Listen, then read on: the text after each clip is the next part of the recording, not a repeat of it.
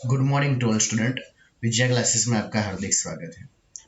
मैंने शुरुआत के 2 लेक्चर में कैंसर का इंट्रोडक्शन पढ़ाया था। आज हम वन बाय वन जो कैंसर है उसके बारे में डिस्कशन करेंगे। अलग अलग टाइप से कौन कौन से कैंसर प्रेजेंट होते हैं उसके बारे में हम आज डिटेल में चर्चा करेंगे। तो आज का हमारा टॉपिक रहेगा ब्लैडर कैंसर। चलिए स्टार्ट करते हैं। आज का टॉपिक हमारा ब्लैडर कैंसर। तो पहले तो डिस्क्रिप्शन यानी कि मीनिंग ही समझ लेते हैं कि what you mean by the bladder cancer. Bladder cancer है क्या, वो सब। तो पहले तो इमेज देख लीजिए, किडनी आपको दिख रही होगी। उसके बाद यूरेटर का स्ट्रक्चर है। उसके बाद कौन सा स्ट्रक्चर आएगा, ब्लेडर। और last one is the urethra. ये सबको आपको पता ही होगा, फर्स्ट ईयर में एनाटॉमी में पढ़ाई होगा। ये दिख रहा है, ये मैंने क्या लगाया हुआ है, one type of the tumour, tumour होने की वजह से। तो आज आइए शुरू करते हैं। Bladder cancer description. ये जो शुरुआत का तो थोड़ा सेंटेंस है वो थोड़ा टिपिकल है, वो देख लेते हैं। Bladder cancer is a papillomatous growth. कौन सा ग्रोथ आएगा स्टूडेंट, पेपिलोमेटस ग्रोथ। अब आपको क्वेश्चन होगा कि पेपिलोमेटस ग्रोथ का मीनिंग क्या। One types of the lump present होता है, यानी कि इंफ्लामेशन साइड में देखने को मिलेगा। कहां पर देखने को मिलेगा वो देख लेते हैं। इन टू द ब्लेडर स्टूडेंट, कहां पर देखने को मिलेगा, इन टू द ब्लेडर। लेकिन ब्लेडर में किस जगह, तो याद रखना यूरोथीलियम के पार्ट्स में। That undergoes the malignant changes. अगर यहाँ पर हो रहा है तो क्या होगा, मैलिग्नेंट चेंजेस देखने को मिलेगा। एंड उसकी वजह से क्या हो सकता है, that may be infiltrate into the bladder wall. कहां पर हो जाने की संभावना ज्यादा रहती है, ब्लेडर वॉल में जाने की संभावना भी रहती है। तो पहला समझ में आ गया स्टूडेंट ब्लेडर कैंसर के बारे में। Bladder cancer is the papillomatous growth है। इनटू द कहां पर देखने को मिलेगा, ब्लेडर के यूरोथीलियम पार्ट में। That undergoes the malignant changes देखने को मिलेगा and that may be infiltrate into the bladder wall, यानी कि ब्लेडर वॉल में जाने की संभावना भी रहती है। सेकंड पॉइंट देख लेते हैं, प्रेडिस्पोजिंग फैक्टर। कौन कौन से फैक्टर की वजह से ये होता है, तो पहले तो आपको सबको पता ही होगा कौन सा आएगा, cigarette. Second one is the smoking. Third one is the exposure to industrial chemicals and the last one is the student exposure to radiation। तो ये सारे फैक्टर की वजह से क्या होने के चांसेस रहेंगे, ब्लैडर कैंसर। कौन कौन से आएंगे, फिर से मैं बता रहा हूँ। ब्लैडर कैंसर है क्या, पहले तो वो माइंड में फिक्स कर लीजिए, पेपिलोमेटस ग्रोथ है। चलो ओके, कहाँ पर देखने को मिलेगा स्टूडेंट, ब्लैडर के यूरेथीलियम पार्ट्स के। उसकी वजह से क्या होगा स्टूडेंट, मैलिग्नेंट चेंजेस देखने को मिलेंगे। और वो कहाँ जाने की संभावना ज्यादा रहती है, ब्लैडर वॉल के अंदर। कौन कौन से प्रेडिस्पोजिंग फैक्टर रहेंगे, cigarette, smoking, exposure to industrial chemicals and the last one is the exposure to radiation. Next discuss about the very important common site of the metastasis. Metastasis मैंने already पढ़ाया हुआ है। अगर आपको पता नहीं है मेटास्टेसिस के बारे में तो मेरा कैंसर का पहला या दूसरा लेक्चर जरूर देख लीजिए। Liver, bones and the lungs, ये तीनों साइड में क्या होता है, मेटास्टेसिस होने की संभावना रहती है। कौन कौन से, liver, bones and the lungs. Next, as the tumour progress, जैसे जैसे ट्यूमर आगे बढ़ता रहता है, it can be extend. Extend का मीनिंग क्या, आगे चला जाएगा। कहां पर चला जाएगा, रेक्टम पार्ट में भी चला जाएगा, वजाइना के पार्ट में भी चला जाएगा, और अदर पेल्विक सॉफ्ट टिश्यू है वहां पर भी जाने की संभावना रहती है। And the last one is the retroperitoneal structure के अंदर भी जा सकता है। तो पता चला मैं क्या बोल रहा हूँ, जैसे जैसे ट्यूमर आगे बढ़ रहा है तो स्टूडेंट याद रखना, एक्सटेंड कहां पर होता है, रेक्टम के अंदर, वजाइना के अंदर, और अदर पेल्विक सॉफ्ट टिश्यू के अंदर भी जाने की संभावना रहती है। तो चलिए आगे बढ़ते हैं। Assessment, it's a very important. Assessment यानी कि कौन कौन से सिम्टम देखने को मिलेंगे। तो पहला तो क्या आएगा, ग्रोस और द माइक्रोस्कोपिक, यानी कि माइक्रोस्कोपिक ही करना ही पड़ेगा। Painless haematuria, it is the most common sign. मैं हाईलाइट भी कर लेता हूँ, अगर क्वेश्चन एग्जाम में पूछा जाता है तो याद रखना, what is the most common sign of the bladder cancer. तो ब्लैडर कैंसर का मोस्ट कॉमन साइन कौन सा आएगा स्टूडेंट, हिमेचुरिया। और हिमेचुरिया का मीनिंग पता है ना, यूरिन में क्या देखने को मिलेगा, ब्लड देखने को मिलेगा। क्या देखने को मिलेगा, ब्लड देखने को मिलेगा। नेक्स्ट, फ्रीक्वेंसी, अर्जेंसी देखने को मिलेगी। And the last one is the very important, dysuria. ये दोनों टर्मिनोलॉजी में अंडरलाइन कर दे रहा हूँ, आपको याद होनी चाहिए। हिमेचुरिया का मीनिंग क्या है स्टूडेंट, क्या देखने को मिलेगा, यूरिन में ब्लड देखने को मिलेगा। Frequency, urgency and the dysuria. Dysuria का मीनिंग क्या होगा, पेनफुल यूरिनेशन देखने को मिलेगा। क्या देखने को मिलेगा, पेनफुल यूरिनेशन देखने को मिलेगा। Next, clot. क्लोट की वजह से क्या होता है, ऑब्स्ट्रक्शन हो जाता है। क्लोट इंड्यूस्ड ऑब्स्ट्रक्शन देखने को मिलेगा। Bladder was specimen and biopsy confirm the diagnosis। अब कंफर्म डायग्नोसिस, अगर कैंसर कोई भी है तो अगर हमें कंफर्मेशन लेना है तो वो क्या होगा, diagnostic test biopsy and the क्या होएगा, ब्लेडर वॉज स्पेसिमेन। कौन सा आएगा, ब्लेडर वॉज स्पेसिमेन। तो पता चला। चलिए अब ट्रीटमेंट के बारे में बात कर लेते। रेडिएशन, आपको पता ही होगा रेडिएशन क्या है, कि कैंसर की ट्रीटमेंट है। Radiation therapy is the indicated, radiation therapy आप कब करेंगे, for the advance disease, advance disease है तभी हम रेडिएशन थेरापी करेंगे। एडवांस डिसीज यानी कि क्या, ट्यूमर जो कैंसर का स्टेज है वो आगे बढ़ता रहता है, इसलिए that can be can not be eradicated by the surgery, और ऐसे जो होते हैं वो सर्जरी के द्वारा हम ट्रीट नहीं कर सकते, यानी कि इरेडिकेट नाबूद नहीं कर सकते। इसकी वजह से हम क्या करेंगे, रेडिएशन थेरापी यूज करेंगे। Next one is the palliative radiation therapy भी यूज करेंगे। पैलिएटिव रेडिएशन में be use to relieve the pain and the bowel obstruction and the control the potential haemorrhage and the last one is the leg oedema. पता चला, फिर से बोल रहा हूँ, पैलिएटिव रेडिएशन थेरापी यूज करेंगे, क्यों यूज करेंगे, पेन को रिलीव करेंगे, बॉयल ऑब्स्ट्रक्शन है तो उसको दूर करेंगे, last one is the control the potassium haemorrhage है वो भी हम कम करेंगे, and last one is the leg oedema, हो गया तो उसे भी हम क्या करेंगे, कम कर देंगे। यार क्यों होता है ये सब, because it is the caused by the lymphatic obstruction. क्यों होता है ये सब, लिम्फेटिक ऑब्स्ट्रक्शन या फिर वेनस ऑब्स्ट्रक्शन की वजह से ये सब देखने को मिलता है। तो रेडिएशन थेरेपी पता चला क्यों करेंगे, अगर एडवांस डिसीज है तब करेंगे, अगर can not be eradicated by the surgery से कुछ फर्क नहीं पड़ रहा है तो करेंगे। पैलिएटिव रेडिएशन थेरेपी यूज करेंगे, क्यों यूज करेंगे, पेन को रिलीव करेंगे, बॉयल ऑब्स्ट्रक्शन को दूर करेंगे, control the potassium haemorrhage and the leg oedema, वो किसकी वजह से होता है, वेनस और द लिम्फेटिक ऑब्स्ट्रक्शन की वजह से। तो चलिए स्टूडेंट आगे बढ़ते हैं, चलिए कंटिन्यू में अब क्या आ रहा है वो देख लेते हैं। सेकंड पॉइंट में आएगा, रेडिएशन में इंट्रा कैविटरी रेडिएशन यूज करेंगे। कौन सा करेंगे student, intracavitary radiation use करेंगे, may be prescribed which protect the adjacent tissue. जो कैंसर के अलावा जो नॉर्मल टिश्यू है उससे तो हमें बचाना चाहिए ना, तो उसे बचाने के लिए हम क्या करेंगे, इंट्रा कैविटरी रेडिएशन यूज करेंगे। क्या करेंगे, इंट्रा कैविटरी रेडिएशन यूज करेंगे student.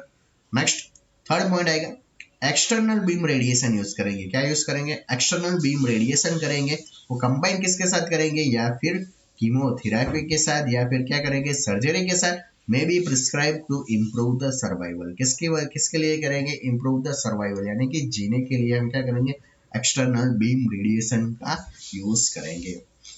Last one is the very important, complication of the radiation. अब रेडिएशन की कॉम्प्लिकेशन कौन कौन सी रहेगी, तो first one is the bacterial cystitis, second one is the proctitis, third one is the fistula formation and last one is the colitis। क्या आएगा, bacterial सिस्टाइसिस, प्रोक्टाइटिस, fistula का formation हो जाता है, and last one is the colitis या फिर क्या बोलते हैं, इलियाटिस, इलियाटिस बोल सकते हैं। तो चलिए वन बाय वन सीखते हैं। पहला क्या आएगा student, bacterial cystitis. What you mean by the bacterial cystitis, नाम से ही पता चलता है क्या होगा, inflammation of the bladder, bladder का क्या हो जाएगा, इंफ्लामेशन हो जाएगा। Next one is the proctitis. अब प्रोक्टाइटिस का मीनिंग क्या होगा student, inflammation of the lining of the rectum, rectum का क्या हो जाएगा, इंफ्लामेशन होगा। Third one is the fistula formation, last one is the इलियाटिस और द क्या बोलते हैं उसे, कोलाइटिस के नाम से भी जाना जाता है। तो पता चला स्टूडेंट, इमेज में आपको प्रोक्टाइटिस की इमेज मैंने लगाई हुई है, एक बार देख लीजिए क्या होता है, आपको पता ही है, रेक्टम का क्या हो जाएगा, इंफ्लामेशन हो जाएगा। ब्लेडर आपको मैंने इमेज में दिखाया है कहाँ पर होता है। तो चलिए स्टूडेंट आगे बढ़ते हैं। कीमोथेरापी, अब रेडिएशन थेरापी की तो बात कर ले, कीमोथेरापी तो आपको पता होना चाहिए ना। तो कीमोथेरापी में मैन हम क्या करेंगे, ब्लेडर इंस्टिलेशन यानी कि ड्रग इंजेक्ट करेंगे, कहाँ पर, ब्लेडर में। तो आइए कैसे करते हैं वो देख लेते हैं। तो first one is the intravesical instillation. पहला कौन सा आएगा स्टूडेंट, इंट्रावेसिकल इंस्टिलेशन। तो चलिए अब शुरू कर दे। एंड अल्किलाइटिंग कीमोथेरापेटिक एजेंट, कौन सा आएगा, अल्किलाइटिंग एजेंट, कीमोथेरापी एजेंट करेंगे यूज, इंस्टिलेट इनटू द ब्लेडर। फिर से बोल रहा हूँ, कीमोथेरापी में हम क्या करेंगे, इंट्रावेसिकल इंस्टिलेशन करेंगे, और उसमें कौन सी ड्रग यूज करेंगे, तो याद रखना स्टूडेंट कौन सी आएगी, अल्किलाइटिंग कीमोथेरापिक एजेंट यूज करेंगे, और इंस्टिलेट कहाँ पर करेंगे, ब्लेडर के अंदर। आइए सीख लेते हैं कैसे करते हैं। तो bladder instillation is the drug therapy. क्या है, ड्रग थेरापी है टू हेल्प करेगा painful bladder or the cystitis type of the symptom, the drug is the inserted directly into the bladder via the small catheter. तो पता चला bladder installation में क्या करेंगे, ड्रग थेरेपी करेंगे, help with the painful bladder और the सिस्टाइसिस की वजह से जो हो रहा है उसको ट्रीट करने के लिए, नेक्स्ट जो सिम्टम होते हैं उसको ट्रीट करने के लिए। This drug is the inserted कैसे करेंगे, डायरेक्टली इनटू द ब्लेडर के अंदर, और किसकी हेल्प से करेंगे, स्मॉल कैथेटर की हेल्प की मदद से। और कौन सा एजेंट आएगा, अल्किनाइटिंग केमोथेरापिक एजेंट का यूज करेंगे। नेक्स्ट कंटिन्यू में, this method is the provide, ये जो मेथड हमने बोली, कौन सी मेथड स्टूडेंट, जो हमने बोला ना अभी भी, अल्किनाइटिंग केमोथेरेपी एजेंट इंस्टॉल करेंगे ब्लीडर के अंदर। तो this method is the provides a concentrated topical treatment, one type of the, कैसे ट्रीटमेंट बोलेंगे, टॉपिकल ट्रीटमेंट बोलेंगे, with the little systemic absorption, और क्या होगा, लिटल सिस्टेमिक एब्जॉर्प्शन होने की संभावना रहती है। चलिए आगे बढ़ते हैं। द मेडिकेशन, जो भी हमने मेडिकेशन फिर से बोल रहा हूँ, कौन सी आएगी, क्या अल्कलाइटिंग कीमोथेरेपिक जो एजेंट हमने यूज की है वो कहाँ पर यूज करेंगे, पता है ना आपको, ब्लीडर के अंदर। तो अब द medication is the injected into the urethral catheter and retain for the 2 hours. हमने चलो मेडिसिन तो डाल दी, लेकिन कब तक रखेंगे, आफ्टर द 2 आवर्स तक। कितने आवर्स तक रखेंगे, 2 आवर्स तक। Next, following the installation the clients position, अब क्लाइंट की पोजीशन क्या करनी पड़ेगी, रोटेट करेंगे every 15 to 30 minutes and starting into the supine position, starting कौन सी पोजीशन में देंगे, सुपाइन पोजीशन में, to avoid the lying on the full bladder. याद रखना कभी भी फुल ब्लेडर के साथ लाइंग नहीं करना चाहिए। तो याद रखना इंस्टॉलेशन, तो फिर से एक बार मैं समझा लेता हूँ, क्या करते हैं, इंट्रावेसिकल इंस्टॉलेशन, उसमें क्या करेंगे, कीमोथेरेपी एजेंट इंस्टॉल करेंगे, कहाँ पर करेंगे, ब्लेडर के अंदर। इसकी वजह से क्या है, it is the one type of the topical treatment, और उसमें क्या होगा, सिस्टमेटिक एब्जॉर्प्शन लेटर होगा। मेडिकेशन इंजेक्टेड करने के बाद वो कब तक रखेंगे, 2 आवर्स तक रखेंगे। उस दरमियान हमें क्या करना पड़ेगा, जो भी क्लाइंट की पोजीशन है उसे क्या करेंगे, रोटेट करेंगे। कैसे रोटेट करेंगे, और 15 to 30 मिनट्स, स्टार्टिंग कौन सी पोजीशन में देंगे, सुपाइन पोजीशन में, to avoid the lying on the full bladder. After 2 hours, 2 घंटे के बाद क्लाइंट को क्या बोलेंगे, words in the sitting position, it's very important, बहुत एग्जाम में पूछा जाता है। 2 घंटे के बाद द क्लाइंट को बोलेंगे, हम क्या बोलेंगे, वर्ड्स कीजिए इनटू द कौन से पोजीशन में, सिटिंग पोजीशन में, and instructed to increase the fluid to the flush the bladder. क्या बोलेंगे, इंक्रीज फ्लूइड, जो हमारे फ्लूइड की मात्रा है वो क्या कर देंगे, हम बढ़ा देंगे, जिसकी वजह से ब्लेडर को प्लस जो भी यूरिन आउटपुट है वो इंक्रीज हो जाए। चलिए आगे बढ़ते हैं। नेक्स्ट कंटिन्यू में पढ़ते, treat the urine as the biohazard, जो भी यूरिन निकल के बाहर आता है उसे क्या समझिए, इट्स अ बायोहैजर्ड, एंड सेंड, वहाँ कहाँ पर सेंड करेंगे, रेडियो आइसोटोप लेबोरेटरी में हम सेंड कर देंगे, फॉर द किसके लिए, मॉनिटरिंग के लिए।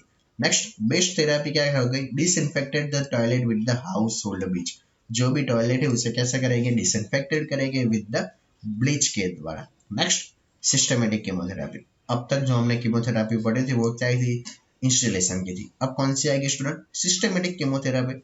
नेक्स्ट, वो किसके लिए ट्रीट करेंगे, used to treat the inoperable tumours और द डिस्टेंस मेटास्टेटिस, अगर ज्यादा मेटास्टेटिस हो गया है तो वो किसके, वो उसकी ट्रीटमेंट कैसे करेंगे, सिस्टमेटिक कीमोथेरेपी की मदद से।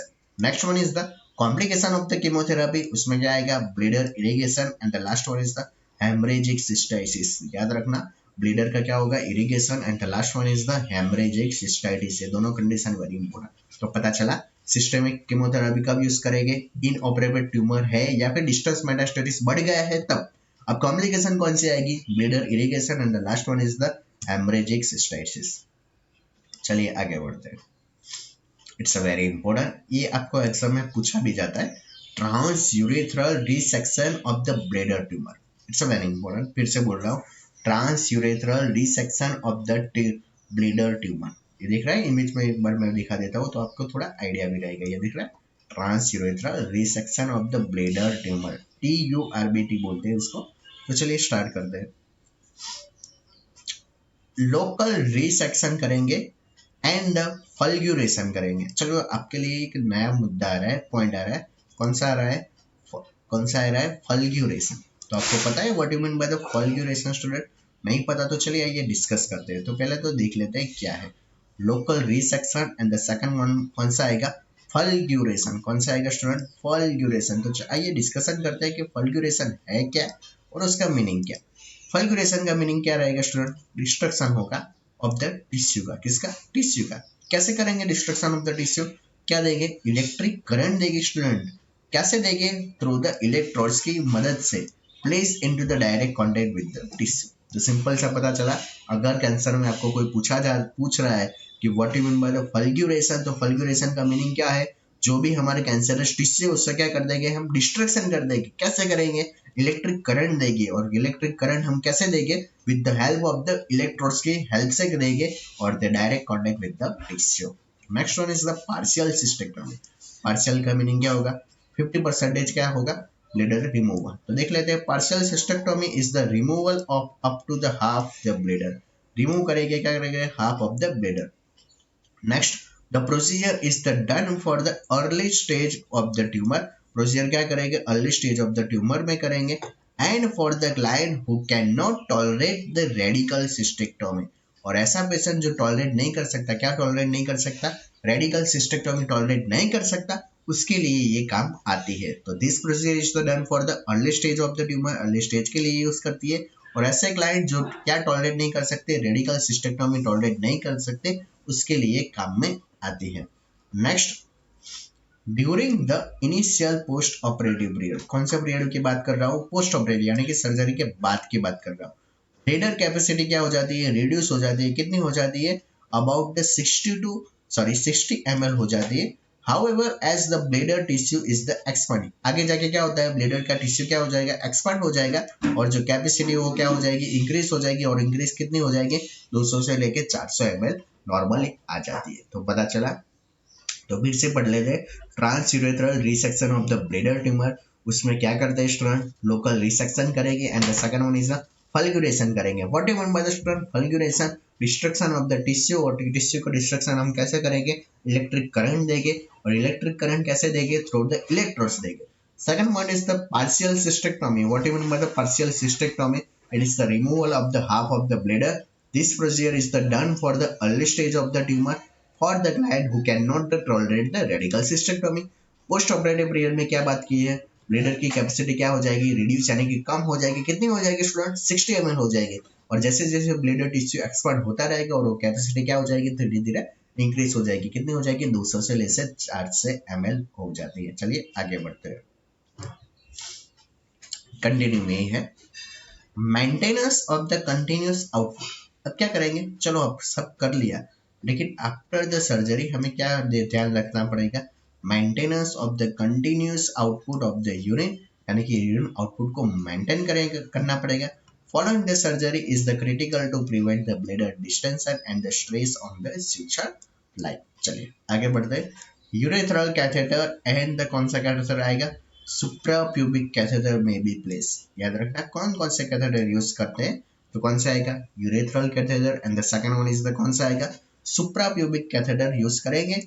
एंड याद रखना बच्चों, it's very important, suprapubic catheter में be left into the place for the 2 weeks until the healing occur. ये क्वेश्चन इंपॉर्टेंट है। सुप्राप्यूबिक कैथेटर हम कब तक रखेंगे? 2 week तक रखेंगे। क्यों रखेंगे? जब तक हीलिंग ना हो तब तक। Next, third is the very important, cystectomy and the urinary diversion. कौन सा आएगा? Cystectomy. And the last one is the कौन सा आएगा? Urinary diversion. तो चलिए बढ़ते हैं। वेरियस सर्जिकल प्रोसीजर, ज्यादा से ज्यादा जो सर्जिकल प्रोसीजर है वो are the perform to create the alternative pathway for the urine collection and the excretion. एक सिंपल सी बात है, सिस्टेक्टोमी कर लेंगे एंड द यूरिनरी डाइवर्सन करेंगे।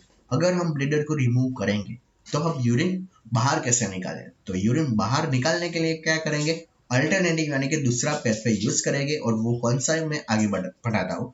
उसको यूरिन कलेक्शन के लिए और यूरिन को बाहर निकालने के लिए अल्टरनेटिव पाथवे यूज करेंगे। और वो कौन सा पाथवे मैं आगे की स्लाइड में अभी बढ़ा रहा हूँ।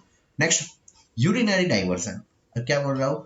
यूरिनरी जो डाइवर्जन है may be performed with or without cystectomy।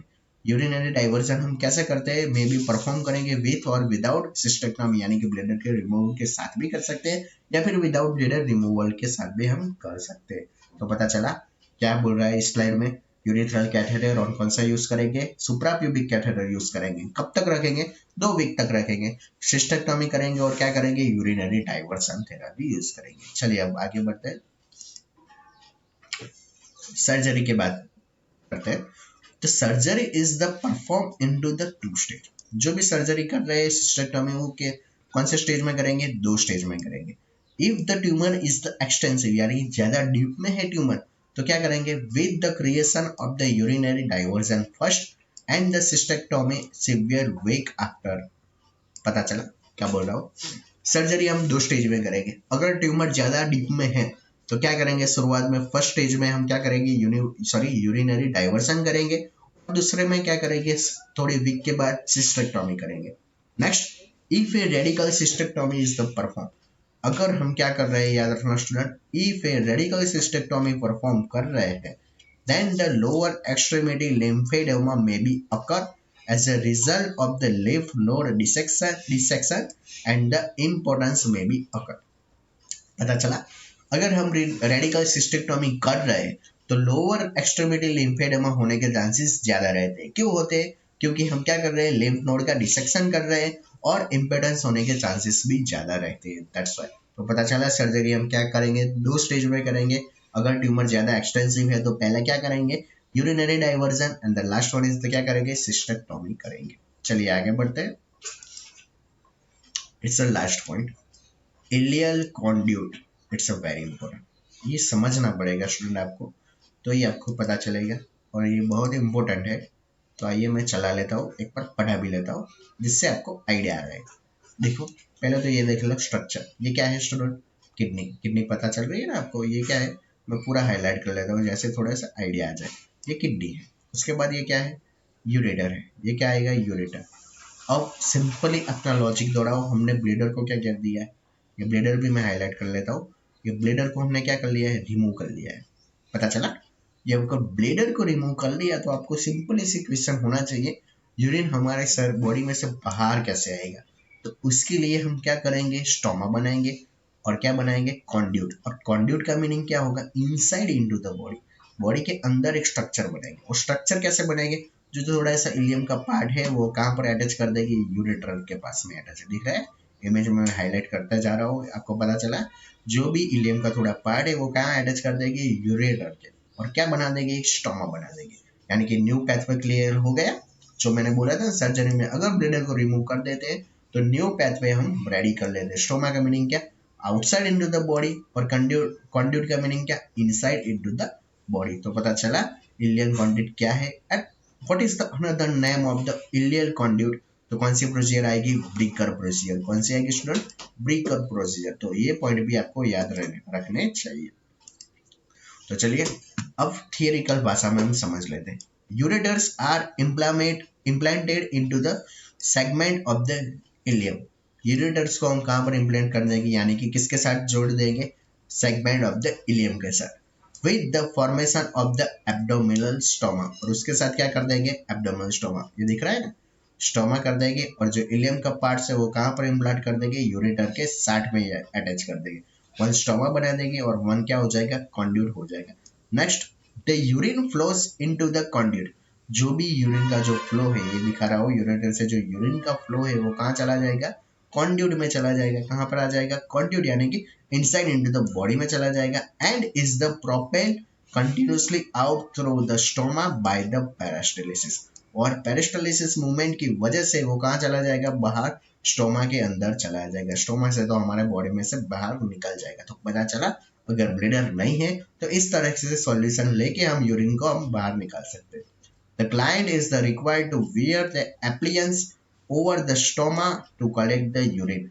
और पेशेंट को हम क्या पहनने को लिए बोलेंगे और पहनाएंगे, क्या बोला है, क्या है, एप्लीकेंस पहनाएंगे ओवर द स्टोमा, स्टोमा के ऊपर, जिसकी वजह से क्या होता है, collect the urine. Next, creation of the new bleeder. और इस प्रोसीजर को क्या बोलते हैं, creation of the new bleeder, यानी कि नया ब्लीडर हमने बना लिया है।